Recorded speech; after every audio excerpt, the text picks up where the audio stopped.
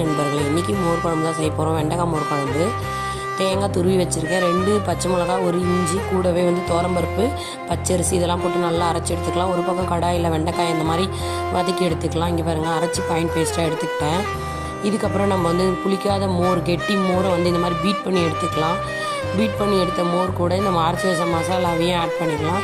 அரைச்சி வச்ச மசாலாவையும் இதையும் பீட் பண்ணி நல்லா வச்சுக்கலாம். இதுக்கப்புறம் ஒரு கடாயில் எண்ணெய் ஊற்றி கடுகு, சீரகம், காஞ்ச மிளகாய் போட்டு நல்லா வதக்கிக்கலாம்.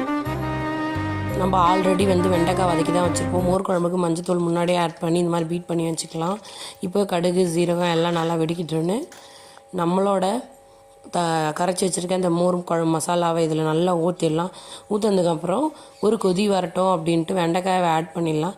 வெண்டைக்காய் ஆட் பண்ணி வெண்டைக்காய் நல்லா வேகணும் ஃப்ரெண்ட்ஸ். இந்த மாதிரி கொச்சதுக்கப்புறம் ஆஃப் பண்ணிக்கலாம். இங்கே பாருங்கள், நம்மளோட மோர் குழம்பு ரெடி ஆகிடுச்சு. என்னோடய வீடியோ பிடிச்சிருந்தா லைக்